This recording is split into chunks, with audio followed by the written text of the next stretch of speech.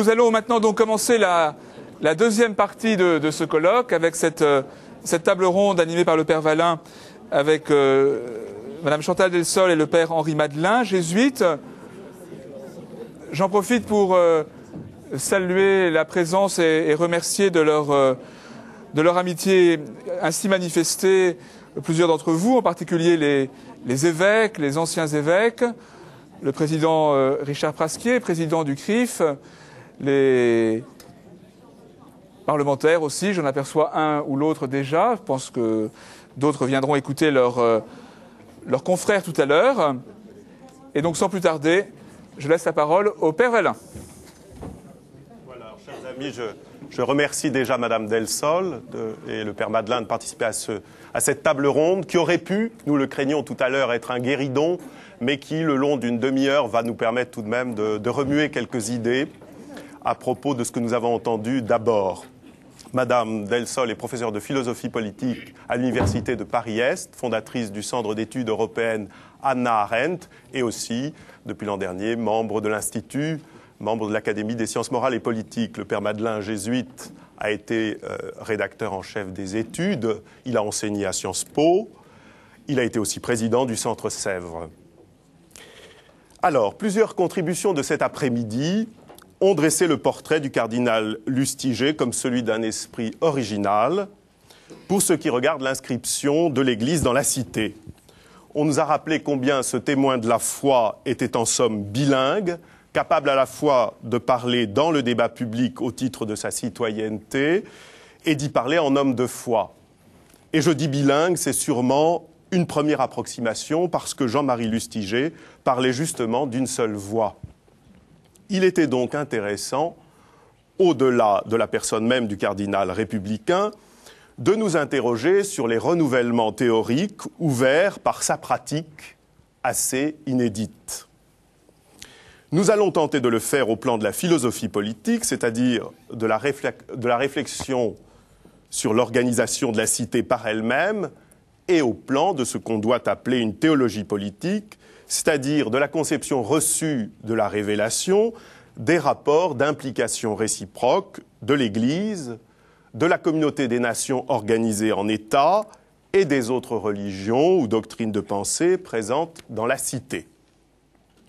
Le titre de cette table ronde que nous avons reçue comme un programme, Le pasteur et le politique, intrusion ou fécondité, ce titre indique deux hypothèses un peu massives. D'abord, l'idée que la présence de l'Église en tant que telle risquera toujours d'être jugée intrusive dans le jeu politique. Il y a là une affaire de mémoire historique complexe, Monseigneur de Moulins en a parlé, et d'autres encore. Il y a une mémoire historique lacunaire qui se tourne en idéologie, forcément. Il y a aussi l'idée et l'espérance qu'une fécondité, donc à côté de cette intrusion, une fécondité authentique pourrait sortir de ce jeu d'altérité, ça ne veut pas dire dualité, mais altérité, que la liberté civile religieuse institue dans les sociétés qui l'accueillent, qui la promeuvent. Nous allons essayer de remuer trois idées, d'animer trois débats. La première question que je veux poser à nos deux intervenants concernera ce couple curieux dans la pensée du cardinal et dans la pratique du cardinal, le couple de la sécularisation du politique qu'il admettait très bien, et puis ce qu'il n'admettait nullement, la sécularisation de l'histoire, en particulier à cause du mystère d'Israël. C'est vrai que le cardinal admettait la sécularisation du politique avec plus de facilité que d'autres dans l'Église, qui imaginaient une récupération des consciences citoyennes, non plus sur la scène, mais dans les coulisses du débat public. Mais donc, ce qui pourrait paraître contradictoire, c'est que Jean-Marie Lustiger n'admettait nullement la sécularisation de l'histoire, qui, en somme, façonnait l'histoire de tous les peuples, d'abord à cause du mystère d'Israël, qui oriente toute l'histoire pour lui, qui est l'orient de toute l'histoire, et à cause de l'histoire du peuple juif, dont l'Église, en quelque façon, est comptable, elle aussi, dans son identité. Alors, évidemment, c'est établir une espèce d'articulation entre une idée assez abstraite de la citoyenneté, dans la sécularisation du politique, et puis ce concret qui pèse d'une façon séculaire, justement, sur l'histoire et la vie des sociétés, et en particulier dans leur expression politique. Alors voilà, je vous mets en confrontation, Père Madeleine, Madame Delsol, cette sécularisation du politique, comment se compose-t-elle avec l'idée que l'histoire ne peut pas être sécularisée ?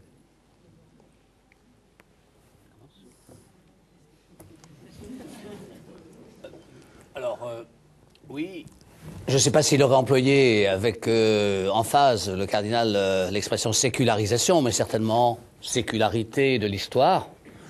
Peut-être sécularisation pour lui, c'était un tout petit peu trop loin. Cette idée que les sociétés vivent une certaine autonomie selon les sciences, les lois. Je pense qu'il était très à l'aise, par exemple, avec le numéro 36 de Gaudium et Spes.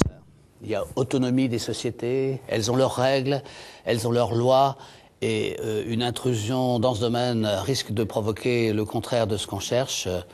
Il faut laisser la science avancer dans ce domaine, il faut laisser la recherche avancer, et sans doute ce qu'il aurait aimé aussi dans ce numéro 36 de Gaudium et Spes, c'est il y a une espèce de contre-attaque finale, où on dit que cette autonomie du politique est une manière de respecter, autonomie des choses terrestres, une manière de respecter le monde tel qu'il est, tel qu'il a été voulu par le Créateur.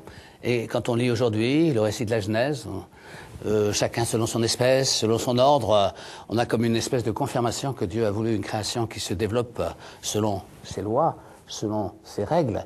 Et il y a une contre-attaque à la fin en disant et ceux qui ne veulent pas... Autonomie ne veut pas dire indépendance. Et indépendance, c'est très grave parce que c'est pas du tout ce que nous voulons dire quand nous disons autonomie des choses terrestres. L'indépendance, ça voudrait dire que la création n'a rien à voir avec le Créateur. Et c'est là où je dis qu'il y a une contre-attaque contre l'incroyance ou le mépris de ces questions. On dit, mais... Et ceux qui raisonnent ainsi, finalement, risquent de perdre même le sens de l'homme. Où est-ce qu'ils vont placer l'homme alors s'ils ne savent même pas que cette création vient de quelqu'un qui est Dieu? Donc, à l'aise dans la sécularité. Alors, je dirais aussi, on a développé un peu ça tout à l'heure, c'est le côté... c'est un cardinal pas comme les autres, comme toujours.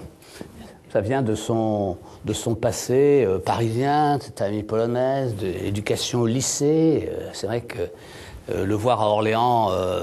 quand il y a eu les querelles de l'enseignement privé, le voir à Versailles plutôt, c'était un peu... pour lui, il franchissait une étape dans sa propre existence. Bon, c'est un enfant quand même, j'oserais dire, de la laïque. Oui, c'est-à-dire qu'on voit bien comment il peut admettre une philosophie politique qui s'établit en catégories. Mais vous avez repris les catégories au commencement de l'histoire, en tout cas du grand récit de forme historique de la Bible, comme commençant à la Genèse, comme inauguré à la Genèse. Autrement dit, les catégories ne sont pas abstraites, elles sortent du concret d'une heure inaugurée, la création. Alors justement, vous n'étiez pas vous me disiez ne pas être très d'accord avec cette idée que l'histoire... Oui, c'est pas que j'étais pas d'accord, c'est que à l'origine, que j'ai lu votre texte, je comprenais pas très bien à quoi vous faisiez allusion. Mais bon, là, à présent, je comprends mieux après avoir parlé avec vous 2 minutes tout à l'heure. Mais je crois quand même qu'on peut pas vraiment mettre les deux sur le même plan, les deux sécularisations sur le même plan. Comme je vous l'ai dit, je ne connais pas bien les œuvres de Monseigneur Lustiger. J'ai lu le document que vous m'avez donné, bien sûr, ça m'a beaucoup intéressé, mais je ne me prétends pas du tout une spécialiste de son œuvre, de ses écrits. Autant, je pense que on peut séculariser le politique, et je pense que nous le devons, parce que nous vivons dans un état d'esprit de liberté, et le politique doit être libre. Qu'est-ce que c'est que le politique, pour nous en tout cas? C'est un débat sur des visions du monde. Donc vous avez plusieurs visions du monde qui discutent, et finalement il y a une alternance. Nous sommes, dans la majeure partie des cas, nous sommes des démocrates. Bon, donc la démocratie, ça veut dire qu'il y a une sorte de débat permanent entre plusieurs visions du monde, parce que nous cherchons l'amélioration de la société, et donc il y a des visions du monde diverses qui voient cette amélioration différemment. Bon. soit libéral ou socialiste, pour prendre des grandes visions du monde beaucoup trop simples, naturellement. Mais séculariser l'histoire, ça me paraît impossible. Enfin, oui, pratiquement impossible. Alors, je pense que là, on est assez proche. On ne peut pas se libérer de l'histoire. Voilà, on ne peut pas se libérer de l'histoire. Si vous voulez, notre vision de l'histoire à nous, dans la culture dans laquelle nous baignons, parce que nous naissons dans une culture, nous baignons dedans. On peut se révolter contre sa culture, bien sûr, c'est toujours permis à tout le monde, mais enfin, dans l'ensemble, nous naissons dans une vision de l'histoire qui n'est pas une vision en boucle, en spirale, comme dans les pays orientaux, dans l'ensemble, mais qui est une vision en flèche. On part d'un alpha, on va vers un oméga. Alors cette vision en flèche, évidemment, elle a changé au cours du temps. Avant l'an 1000, l'oméga était pratiquement sur Terre, puisqu'on attendait l'an 1000 ou l'an 1033, selon l'interprétation qu'on faisait. Et puis ensuite, il y a eu l'idée de progrès qui a suivi cela, mais on est toujours dans une vision en flèche. Et donc on ne peut pas séculariser l'histoire. L'histoire, nous vivons dedans, nous baignons dedans. Nous ne pouvons pas voir l'histoire autrement qu'en flèche, me semble-t-il. À moins de devenir des disciples de Krishna, mais on peut, bien sûr qu'on peut. Mais enfin, dans ce cas-là, on verra l'histoire en boucle ou en spirale. Voilà, alors justement, ça nous ramène à un dossier qui a été examiné par Monseigneur de Moulins, qui est vraiment dans la pensée du cardinal Lustiger, c'est le fait que nous sommes d'autant moins libérés de l'histoire que la mémoire, le travail de mémoire n'a pas été accompli par toutes les communautés qui sont les composantes de la réalité française, n'a pas été accompli d'une façon justement libre et loyale, et que par conséquent il y a un retard dans cette lucidité sur l'histoire commune et sur le coup de force qu'on peut faire sur la lecture de l'histoire commune, qui en un sens inhibe un avenir commun, parce que précisément le passé n'est pas regardé avec toute la liberté qu'on pourrait souhaiter. C'était l'affaire du bicentenaire, où l'espérance du cardinal était déçue. Qu'est-ce que... Oui, il a été déçu quand il est venu avec François Mitterrand au Carme. Bon, il y a eu une grande déception. Et son texte sur la Révolution française est un texte assez sévère, je trouve, assez dur sur la Révolution, parce que, je reviens sur mon point de départ, en même temps, c'est un enfant du peuple, c'est un titi parisien. Et donc les mots on sent bien à travers ces textes que les mots de la Révolution française, ce qu'elle apporte, ne lui font pas peur. Il est au contraire plein d'espoir par rapport à toutes ces valeurs. Il les respecte. Ça a été dit tout à l'heure aussi, c'est très juste, il sait que c'est les responsables politiques qui ont à juger librement de cela. Il est comme Jean-Paul II, il ne parle pas tout à fait de la même façon quand il parle aux politiques et quand il parle à des gens d'église. Quand c'est des gens d'église, c'est un peu plus serré. Quand c'est à des politiques qui, justement parce qu'il sait que c'est la liberté qui est au centre, il leur laisse de l'espace. C'est comme Jean-Paul II à Compostelle parle pas de la même façon qu'il parle à Strasbourg devant le Parlement européen. Il ouvre des voies et c'est aux politiques d'avancer. Et alors évidemment il y a tous les fantasmes français qui sont là. Un jour un journaliste de Libération, au moment de la querelle scolaire, a écrit il faut quand même pas imaginer que le cardinal et Monseigneur de Courtrai sont là dans les sous-sols de la rue Barbet-Jouy, la nuit, avec des plans des égouts de Paris pour savoir, devant l'impasse de la situation, s'il faut prendre l'Élysée par la face nord ou par la face sud. Bon, tout le monde rit, mais en même temps, ça fait sortir quelque chose qui est dans les têtes, les gens qui ont lu Eugène Sue, etc. Bon. Et de l'autre côté, il ne faudrait pas croire que l'Église ne va pas recommencer si elle n'est pas contrainte par la situation politique à revenir. Je pense que il comprend l'irréversible. Mais votre question va plus loin, c'est-à-dire est-ce qu'il y a du sacré dans l'histoire? Il est comme le père de Lubac, enfin, il pense que le sacré est dans l'histoire. Et je crois que c'est sa mémoire juive, de fait, qui pèse extraordinairement, fortement, et c'est une grande chose. Et du coup, il lit l'histoire qui suit comme étant une répétition de ce qui s'est passé dans l'histoire juive, un essai de libération. Je me rappelle d'un article où il parle de la persécution nazie. Pourquoi faire mourir les Juifs? Parce qu'ils sont les porteurs d'un absolu transcendant dans l'histoire, et qui a traversé l'histoire, Et donc si on arrive à en finir avec ça, on sera débarrassé de quelque chose qui pèse sur la destinée humaine. Et à ce moment-là, il parle des chrétiens.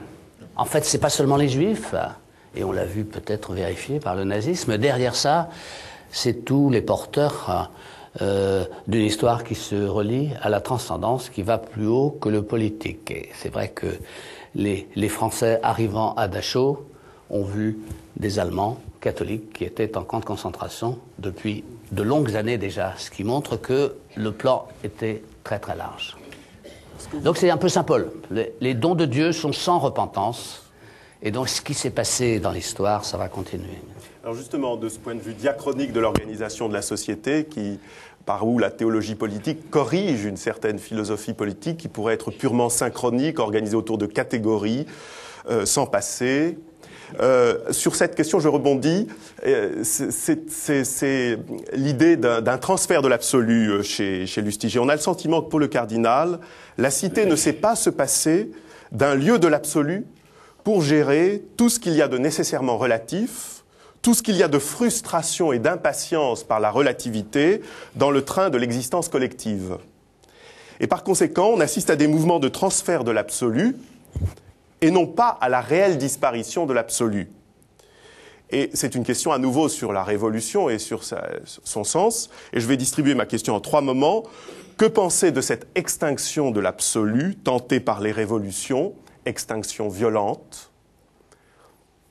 refus de l'altérité?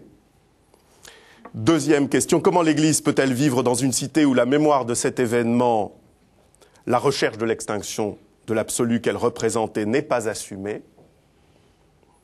Et troisième question encore, l'État peut-il faire son histoire sans mesurer sa tentation de substituer son absolu à celui d'autrui? Il y a le transfert de l'absolu, on a vu ça dans toutes les révolutions. Au fond, au lieu de faire disparaître ce qu'on est, ce qu'on s'est mis à haïr, l'absolu, on le transfère, et c'est l'État lui-même qui devient une espèce d'absolu incontrôlable. Il faisait remonter ça à Philippe le Bel. J'ai vu ça au moins dans 2 occurrences de ses articles. Alors, Madame Delsol. Oui, je voulais juste revenir juste une minute à propos de sur la mémoire juive. Le peuple juif est le seul, à ma connaissance, qui ne soit pas implanté dans l'espace, mais dans le temps. Donc, c'est quand même très étrange. Tous les peuples ont des frontières géographiques, sont implantés dans l'espace. Vous me direz maintenant, le peuple juif est implanté dans l'espace. Depuis peu, quand même, et un certain nombre de juifs le regrettent, disant c'est pas notre vocation d'être dans l'espace, parce que du coup, nous faisons de la politique, nous faisons la guerre. Enfin bon, c'est autre chose, c'est une autre question. Mais donc, la mémoire juive, elle est vraiment implantée dans le temps, beaucoup plus que toute autre mémoire. Donc, je pense que la double appartenance du cardinal Lustiger a engendré cette pensée tout à fait importante, parce que il a, pour ainsi dire, transféré cette mémoire juive dans le catholicisme, et donc redonné une importance réelle au temps que les catholiques peuvent laisser un peu de côté, parce qu'ils sont implantés dans l'espace par leur nation particulière. Enfin, je suis d'accord avec vous qu'il a contribué à transférer cette mémoire dans le catholicisme, d'où elle n'aurait jamais dû partir.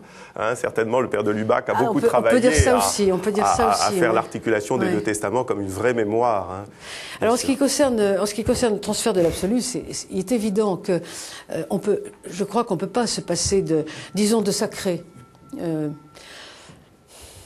Disons de sacré. Et lorsqu'il n'y en a pas, on en fabrique. On en fabrique avec n'importe quoi. On ramasse une poussière par terre et on en fait du sacré. Si on n'a rien d'autre, on fait ça. Alors on peut faire avec d'autres choses, mais c'est évident. Vous parlez d'absolu, bon, on peut parler d'absolu aussi, mais de toute façon, effectivement, il y a des transferts.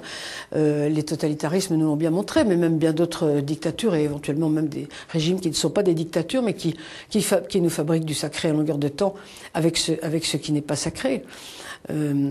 Actuellement, je pense que le corps humain est en train de devenir quelque chose comme du sacré. Enfin, on pourrait discuter sur beaucoup d'affaires de ce genre. Alors, je ne crois pas que les révolutions éteignent le sacré ou l'absolu. Elles en fabriquent de façon vraiment énorme. Elles se rattachent à de nouveaux absolus, justement. Et c'est ça qui fabrique la terreur. C'est ça qui peut fabriquer la terreur. Vous dites comment est-ce que l'Église peut faire et comment est-ce que l'État peut faire dans ces conditions-là. Moi, quand je regarde par exemple ce qui se passe aux États-Unis, on s'aperçoit que dans un cas comme celui-là, quelle que soit l'opinion qu'on peut avoir, l'État a en face de soi un absolu, une altérité, et il s'y réfère de façon simple, calme, normale. Dieu nous bénisse, Dieu vous bénisse, Dieu bénisse l'Amérique, ça se dit dans les discours publics, ça se chante, bon, pourquoi pas, et en même temps ça n'empêche pas les deux candidats de lutter d'ailleurs assez courtoisement, comme ils le font d'ailleurs ici chez nous, de débattre, mais tout le monde se réfère finalement au même absolu. Je trouve que c'est plutôt sain, à un absolu qui est un absolu de la culture, parce que si on était en Chine, ça serait un autre, naturellement. Mais bon, il y a l'absolu d'une culture qui est là. Bon, pourquoi le mettre de côté? Moi, ça ne me gêne pas, personnellement. Est-ce que vous pensez, Père, que l'Église doit, d'une façon évidemment courtoise, mais en France, persévérer à obtenir justement cette restitution de la vérité historique de la Révolution, ou est-ce qu'on doit finalement tourner la page? Est-ce qu'elle se tournera, ou est-ce qu'il faut faire cette enquête? Est-ce que l'Église a besoin de ça pour vivre Je crois que c'est l'introduction d'un tiers qui nous sauve un peu. Maintenant, c'est l'Europe qui prend à nouveau de la souveraineté française. Et ça, c'est une bonne chose pour les Français, parce que ça les habitue à vivre dans une ambiance mondiale nouvelle, mais qui n'est pas nouvelle pour beaucoup de peuples, qui est nouvelle pour les Français. C'est parce qu'on peut analyser la Révolution française comme un transfert de l'absolutisme royal à l'absolutisme de l'Assemblée. C'est la même chose. C'est passé d'un côté à l'autre. Et alors l'Église, là-dedans, elle s'est trouvée obligée de baisser son absolu à elle, et on entre dans une situation complexe. Donc je pense que c'est l'Europe qui... en donner de la souveraineté, c'est un acte qui est difficile pour les Français, mais c'est un acte qui est salutaire parce que il les oblige à relativiser le politique. Puis derrière, il y a le jugement des cours européennes sur les comportements de l'État. Bon, il y a toute une culture qui avance et qui est assez saine. Je pense que par rapport aux États-Unis, dont Mme Del Sol parlait, évidemment, dans l'Église, on est moins à l'aise avec une situation française qu'avec une situation américaine. Vous voyez, quand Benoît XVI va aux États-Unis, bon, il peut parler avec les Américains d'un Dieu créateur. Ça fait partie de la culture de l'Amérique, qu'on soit catholique ou pas catholique, même si on est agnostique. Et donc c'est plus facile pour le débat en droit naturel, en création, en fraternité, en respect du pluralisme. En France, le débat est plus difficile. Mais je pense que Cardinal Lustiger était très outillé par toute sa formation pour entrer justement dans un truc un peu compliqué, qui a ses paradoxes, mais qui a aussi ses grandes chances. Parce qu'il soulève de la passion. Alors, dans les questions que vous posiez, il y avait ça aussi. Qu'est-ce qui se passe quand l'absolu disparaît? Alors, il y a l'absolu politique, il y a une certaine façon de l'Église de se comporter en societas perfecta aussi, qui est un autre absolu qui disparaît. Alors là, on peut commencer à avoir de l'inquiétude sur l'état de la démocratie.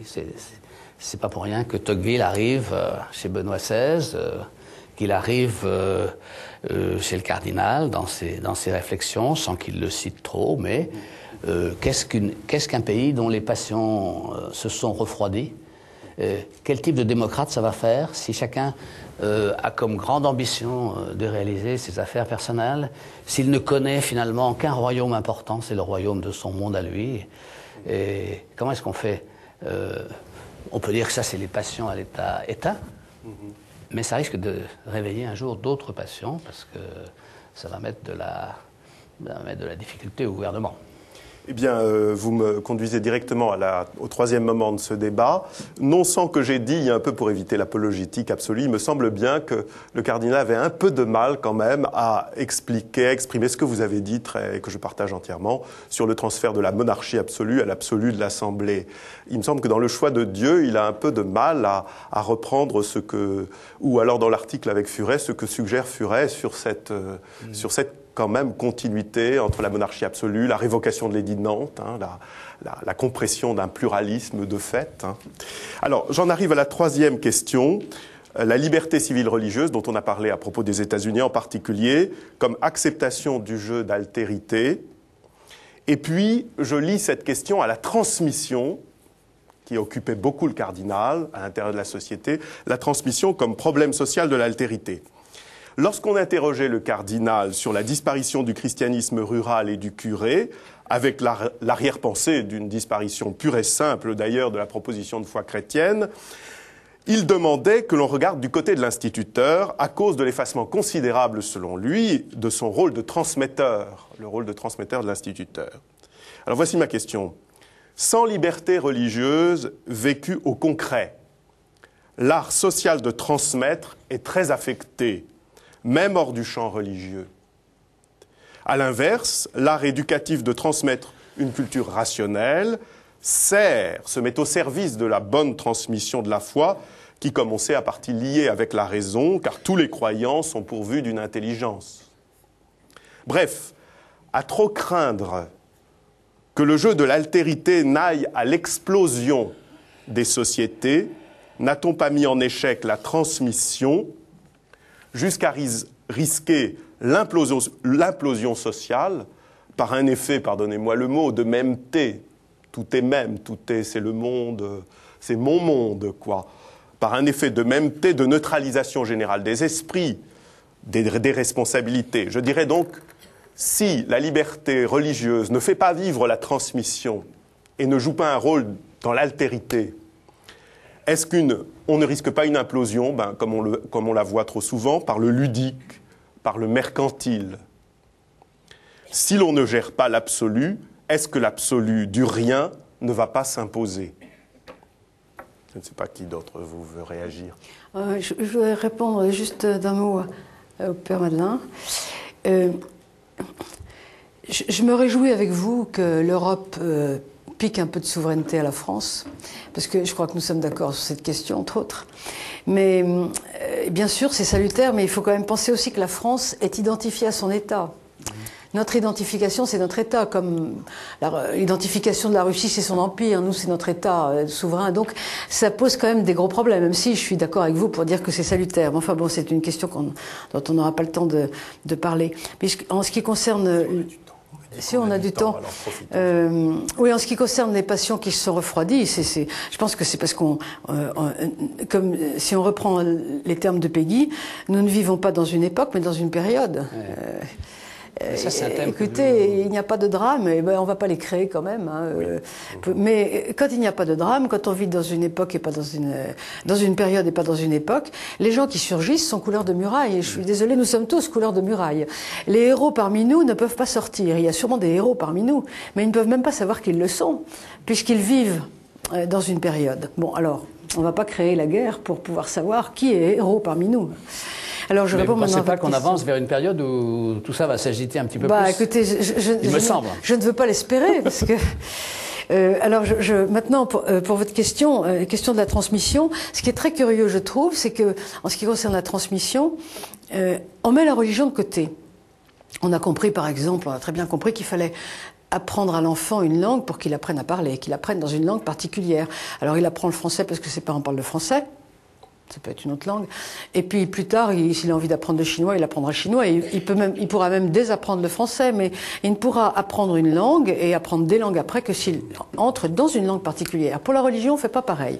On a tendance à dire, on ne lui donne pas notre religion, on attend qu'il ait 18 ans et il choisira quand il sera grand. C'est la phrase consacrée. Il choisira quand il sera grand.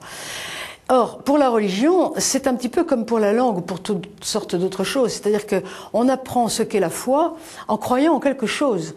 C'est comme si on disait l'enfant sera tolérant à partir de 18 ans, on va lui apprendre la tolérance de façon abstraite. Non, on apprend la tolérance au jour le jour parce qu'on se découvre des adversaires qu'on ne peut pas supporter. Hein.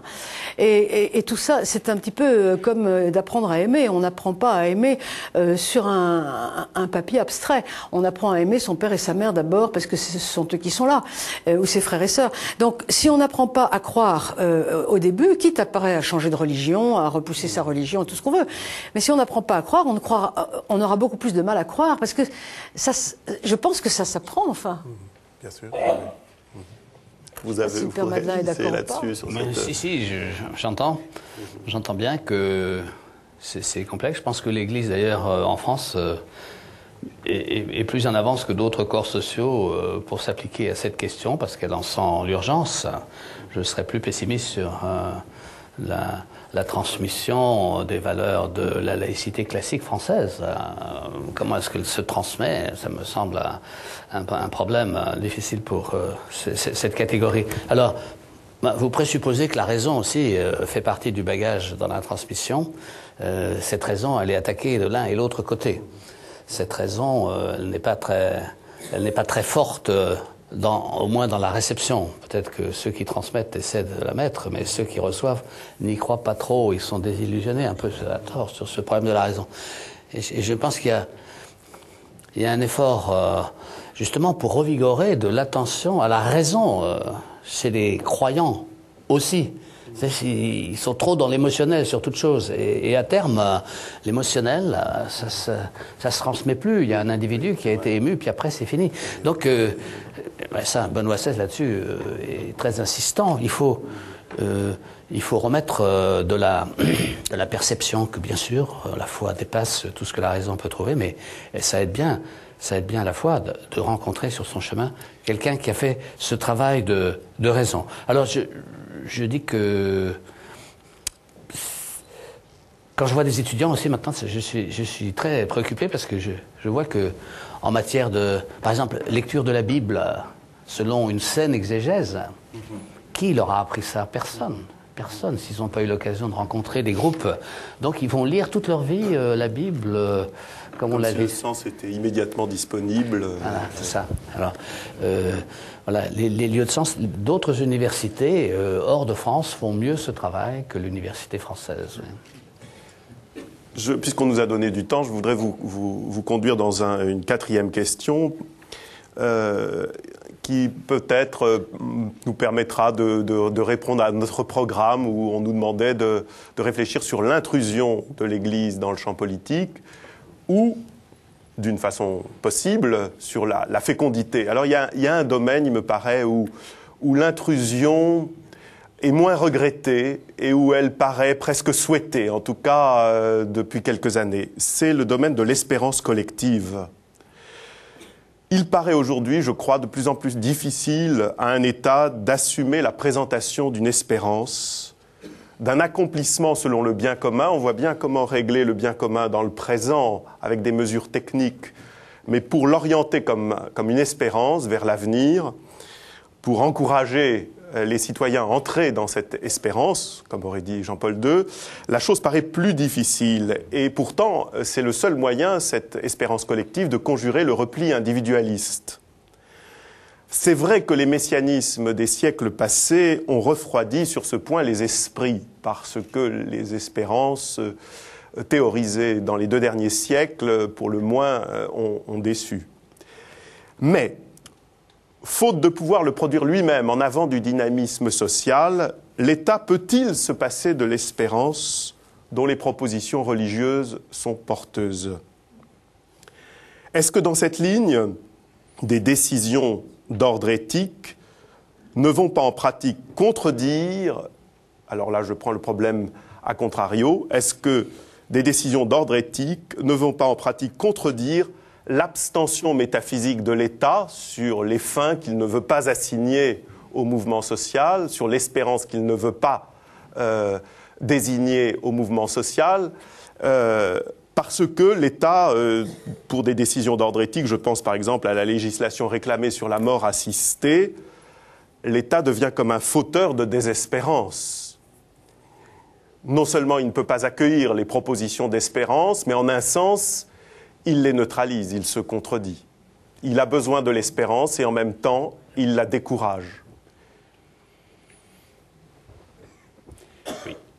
voulez commencer? Oui, comme vous voulez. Non, je trouve l'article du cardinal, qu'on a déjà cité plusieurs fois, assez symptomatique de ce que nous sommes en train de dire. Quand il s'adresse aux puissants, il s'adresse aux politiques. On voit très bien toutes les figures qui sont derrière cette présentation. Il s'adresse aux politiques en leur disant « Le roi n'est que le roi ». C'est dur à entendre. Il fait remarquer que ça a été dur à recevoir, certainement, aux gens à qui il a dit, mais je le vois très bien, le disant devant des politiques de haut niveau, le roi n'est que le roi. Et on n'est pas habitué à raisonner comme ça en termes complètement théologiques. Sur le plan des rapports politique-église, on raisonne plutôt en sociologue ou en philosophie politique, mais là, on raisonne vraiment en théologien. L'église, c'est roi, prêtre, prophète, comme tous les fidèles. Et donc, ça veut dire aussi que les responsables de l'Église peuvent donner le pardon. Bon, c'est peut-être la fonction du prêtre. C'est énorme, énorme comme pouvoir. Et non, le pouvoir politique ne peut pas. C'est Isaïe, oubliez, votre faute est oubliée, et Dieu vous pardonne. Qu'est-ce qu'il peut dire ça? C'est pas politique, c'est pas politique. Et il a du mal. Il fait du travail pour la réconciliation, l'Afrique du Sud, son histoire. C'est difficile. Alors, je ne sais pas si l'Église est assez courageuse pour le faire dans les termes que décrit le cardinal de Cizé. Et après, alors, on voit bien que le prophétisme, c'est là où je rangerai l'espérance. Le prophétisme, c'est encore une catégorie de plus. Et là, il y a un très beau passage où il dit « Cette liberté si merveilleuse, quand on fait le tour du monde, il y a des trous énormes dans cette liberté. » On peut penser à la Birmanie, par exemple. Et alors, l'Église, heureusement qu'elle est là, parce qu'elle va penser tous ces échecs, mais c'est pas dit en termes misérabilistes. Heureusement qu'il y a des gens, les bouddhistes le font en Birmanie, heureusement qu'il y a des gens qui sont là, au-delà de la dureté du gros animal État, pour recevoir tous ceux qui sont souffrants dans ces situations. Et ça, c'est un discours théologique qui est très beau. C'est même pas théologique, c'est spirituel. Quand il dit il faut aussi mettre de la spiritualité, c'est ça la spiritualité, c'est qu'il y a quelque part dans le monde des gens qui sont capables de faire ça. Et alors là, moi je pense que les chrétiens aujourd'hui, dans le monde, ils font des choses assez étonnantes.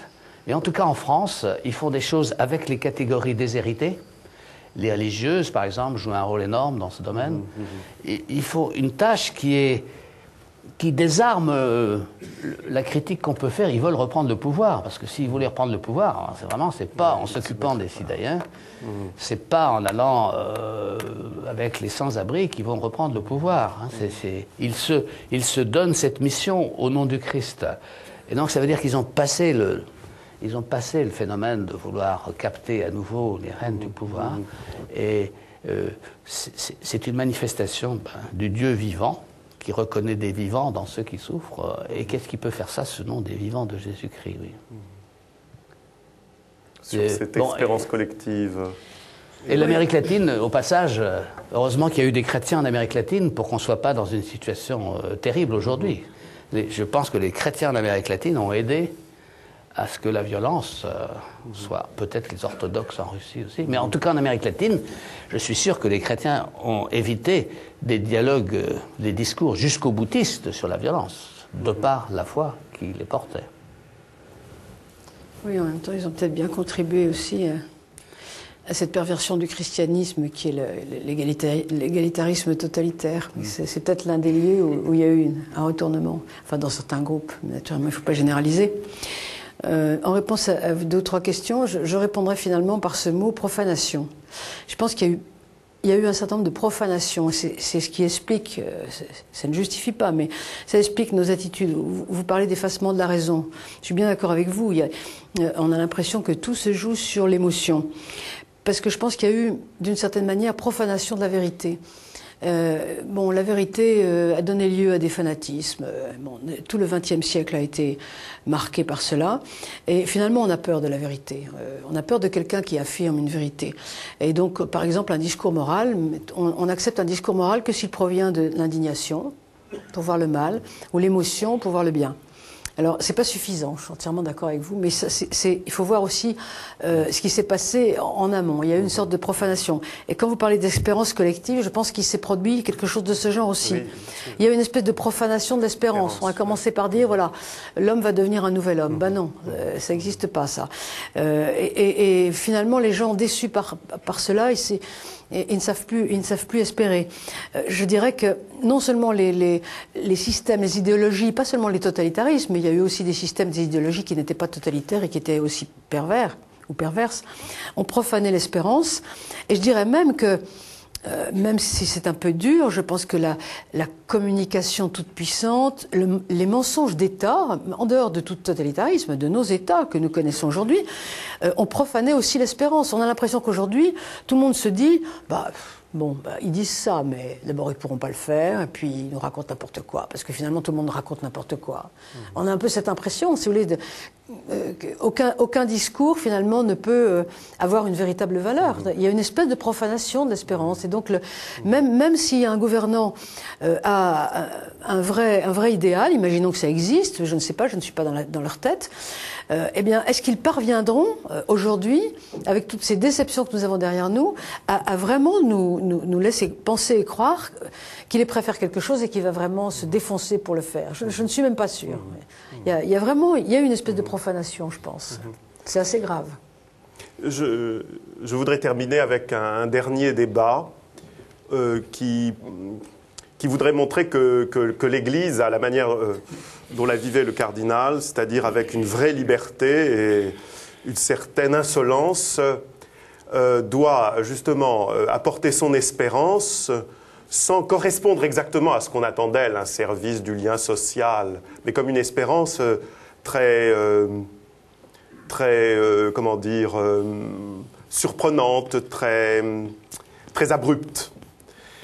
C'est la question, ce dernier dossier, ce serait la question du dialogue interreligieux et de ce qu'on pourrait appeler, je ne sais pas si le cardinal a employé l'expression, le père Mathieu Rouget pourrait nous le confirmer peut-être, et l'expression d'interreligion d'État, qui est une certaine manière pour l'État de récupérer la mise des religions et en un sens de les apprivoiser. C'est là que je dis que l'espérance chrétienne gardera son caractère abrupt, surprenant, perpendiculaire dans l'histoire, qu'on ne va pas correspondre seulement. Je l'ai dit, la sécularisation du politique invitait le cardinal à l'option résolue d'un dialogue tout à fait franc et simple, où la consistance de la communauté catholique était assumée sans duplicité, même si Dominique Volton a mis du tachisme dans l'impression avec des impressions qui démentiraient ce que je dessine avec des traits si clairs. C'était en un sens renoncer à toute stratégie d'intimidation par le haut, comme si l'Église mal ralliée prenait la pose d'une reine en exil au milieu de la République. Mais il est vrai que le cardinal a eu affaire à un phénomène nouveau, venu de l'État, celui-là, lequel n'en avait d'ailleurs sûrement pas une conscience claire, mais qui s'est installé peu à peu, ce phénomène. Peu à peu, la situation du pluralisme religieux, d'une part, en France, et dans nos sociétés en général, d'autre part même l'initiative interreligieuse proprement catholique, à la suite du Concile, tout cela a conduit l'État à se saisir peu à peu des occasions, calamités publiques, événements de confrontation dans les banlieues, pour en somme instituer une interreligion d'État dont il est devenu l'État comme le magistère. Vous savez, il y a des préfets, après un incendie de forêt, où il y a eu des morts, qui convoquent les représentants des religions pour quelque chose qui est de l'interreligieux d'État. Alors voilà, ma question, c'est est-ce que cette, pardonnez-moi le mot un peu prétentieux, abstrait, mais cette métaposition de l'État, qui finalement englobe les religions, les subsume, est-ce que cette position de l'État au-dessus des religions ne lui restitue pas au pouvoir civil un rôle d'arbitre des réalités surnaturelles dont on avait été sûr qu'il l'abandonnait dans la sécularisation de l'État? Est-ce qu'on n'arrive pas à ce paradoxe qu'une certaine interreligion d'État fait retrouver par la main gauche un pouvoir sur le surnaturel dont s'était dessaisi l'État par la main droite? Heureusement que vous n'êtes pas au pouvoir, hein, la subtilité de votre attaque. Non, mais moi, je ne dirais pas ça comme ça. Oui. Je dirais qu'il y a... Oui, c'est pas facile pour un État de comprendre l'interreligieux. C'est pas facile déjà pour les religieux de chaque obédience de comprendre l'interreligieux. Et donc, on voit bien, ça me frappe aussi beaucoup à Bruxelles, finalement, ce qu'on attend, c'est que les religions prennent un point de vue commun, fût-il le minimum, pour qu'on ait la paix, quoi, parce qu'ils sont fatigants. Ils demandent toujours des choses, et quand c'est sur le terrain social, c'est plus dangereux de dire, écoutez, on vous a écouté, mais ça suffit. Donc, il y a là un problème assez difficile, et je pense que plutôt que l'État, c'est un peu les religions qui sont dans le travers que vous donnez.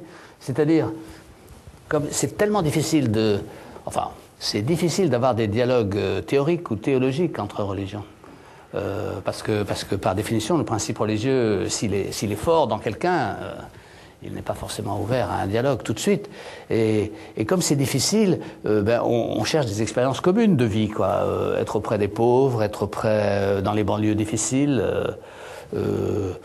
Et l'État est content d'avoir, je sais pas, un vicaire de paroisse ou un centre social avec une religieuse. Est-ce qu'il est content, mais est-ce qu'il ne va pas être conduit à définir une bienséance du comportement religieux pour les uns ou pour les autres, qui lui fera faire un arbitrage réellement dans les doctrines? C'est pas... Oui. Quand l'État parle, il parle avec le haut des hiérarchies. Quand il est dans les banlieues, il approche une forme de présence des églises qui n'est pas tout à fait la même, qui est quand même qui est assez proche des populations. Mais moi, je serais préfet et je crois que je serais très content de rencontrer des gens qui me font pas toute une histoire de cette affaire, mais qui essaient de prendre le problème à bras-le-corps. Sauf que si vous les prenez, si ça dure 5 fois, 10 fois comme ça, les gens sont complètement découragés et il n'y a même plus le service public d'interreligieux de secours ne marche pas. Oui. Ça m'inquiète. Enfin bon, je sais pas, qu'est-ce que vous pensez, madame? Vous êtes en train de parler. Oui. Exprimez votre pensée, puis on verra si quelques questions veulent. Oui, le problème en France, c'est qu'on se trouve dans une situation où finalement il y a maintenant plusieurs religions, alors qu'on n'était plus tellement habitué, on n'était pas tellement habitué à ça. Donc c'est peut-être ça change la donne. Moi, j'ai pas tellement l'impression dont vous parlez. J'ai pas tellement l'impression que l'État se préoccupe beaucoup de cela. J'ai vraiment l'impression que les droits de l'homme entendus tels qu'ils le sont, parce qu'ils pourraient l'être autrement, remplacent sont devenus une sorte de religion d'État.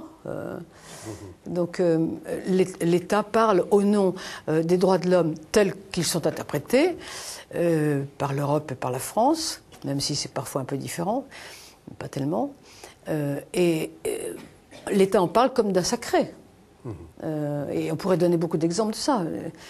Donc finalement, d'une certaine manière, ça remplace la religion. Je n'ai pas tellement l'impression que l'État se préoccupe beaucoup de la religion et des religieux. Bon, simplement, il est embêté parce que, à cause de la floraison des religions, de la multiplication, du fait que maintenant il y a peut-être, je ne sais pas, autant de musulmans que de catholiques déclarés, je ne sais pas combien. Enfin, donc ça complique la vie. On n'a pas l'habitude de ça. Il n'y a pas assez de mosquées par rapport aux églises. Bon, tout ça est vrai. Je ne suis pas sûre que ça soit vraiment un problème pour nos gouvernants. Si, vous croyez? Je sais pas. Sur ce sujet, je pense que le cardinal Lustiger a très bien prêché pour l'Église catholique. Non, mais on a dit tout à l'heure, le rapport avec les musulmans, c'était difficile. Enfin, il y a un tout petit peu de ça, parce qu'il était habité par quelque chose qui est très juste, mais qu'on n'entend pas dans le débat français. C'est que c'est quand même le catholicisme qui est la religion qui a façonné ce pays. Enfin, on en reparle dans les racines. Alors, les émissions de télé, c'est toujours les bords des religions, quoi. Alors, on va vous faire des gens, une procession du 15 août dehors, en soutane, etc. Oui, on ne voit jamais le centre, et on ne veut pas en parler.